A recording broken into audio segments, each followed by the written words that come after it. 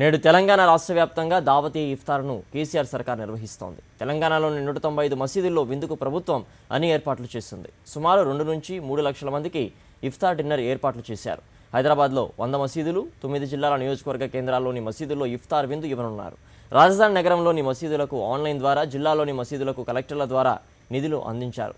ప్రతి మసీదులో కనీసం 1000 మందికి తగ్గకుండా ఇఫ్తార్ విందులో పండ్లు, డిన్నర్లో బిర్యానీ, స్వీట్లు ఏర్పాటు చేయాలని మసీదు కమిటీలకు అధికారులు ఆదేశించారు. ప్రభుత్వం అందించిన నిధుల్లోనే 2000 మంది వరకు ఇఫ్తార్ విందు ఇచ్చేందుకు మసీదు కమిటీలు ముందుకొచ్చాయి.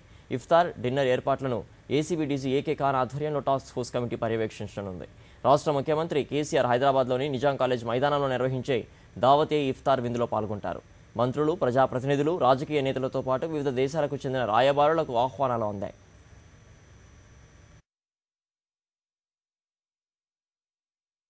ఇఫ్తార్ అన్నది ఎప్పుడు కూడా ఇంతకుముందు మనం చూసేది రాష్ట్ర రాజధానిలో హైదరాబాద్లో ముఖ్యమంత్రి గారి ఆధ్వర్యాన ఒకటి జరుగుతుంది. ప్రముఖులైన వాళ్లను, తర్వాత సాధారణ ప్రజలను కూడా ఒక 5,000-6,000 మందిని పిలవడం జరుగుతుంటుంది. దానికి భిన్నంగా ఈసారి ఈ ముఖ్యమంత్రి గారు ఆతిథ్యం ఇచ్చే ఇఫ్తార్ పార్టీ ఒకటే కాకుండా రాష్ట్ర వ్యాప్తంగా 200 మసీదులలో, హైదరాబాద్ నగరంలో 100 మసీదులు, జిల్లాలలో 100 మసీదుల వరకు అక్కడ కూడా ప్రతి చోట 1000 మందికి తగ్గకుండా రోజుదారులకు విందు ఇవ్వాలి అన్నది ఒక నిర్ణయం జరిగింది.